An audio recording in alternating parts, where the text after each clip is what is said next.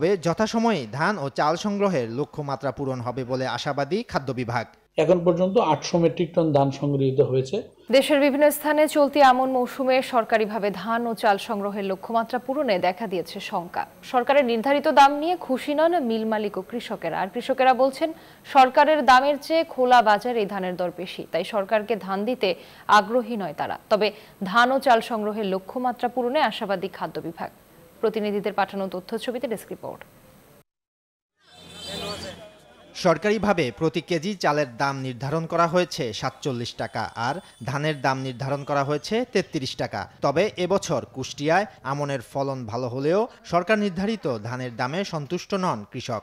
চাটাল নাই, আমরা কোঠায় শুকাবো, আমাদের লেবার নাই, আমরা শুকাইতে পারি না, বিধায় আমরা সরকারি গুদামে ধান দেই না। 50 থেকে 60 টাকা বা 100 টাকা বেশি পাই, সেই জন্য আমরা সরকারি গুদামে ধান দেই না, আর টাকাটা এখান থেকে ওরা দিয়ে দেয়। দিনাজপুরেও একই অবস্থা।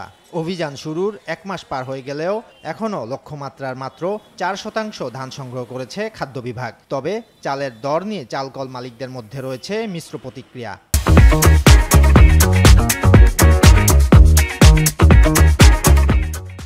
সরকারের টাকা দিবেন, ওখানে যাবে, গুদামজাত করিবে, তারপর ওনারা দেখে শুনে তারপরে দিয়ে 15 দিন 20 দিন 1 মাস পর টাকা দেয়।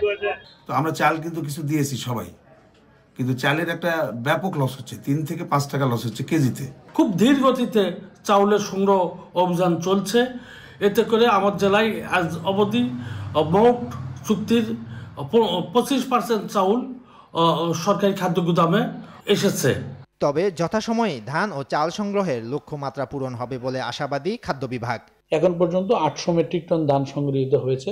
সরকার 1320 টাকা মন ধান সংগ্রহ করছে।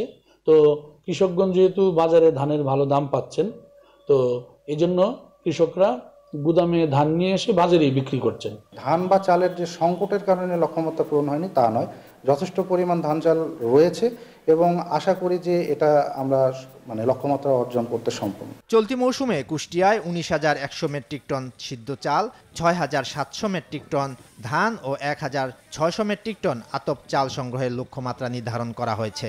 আর দিনাজপুরে 17,991 মেট্রিক টন ধানের লক্ষ্যমাত্রার বিপরীতে মাত্র 800 মেট্রিক টন ধান সংগ্রহ হয়েছে। Desk report, news 24।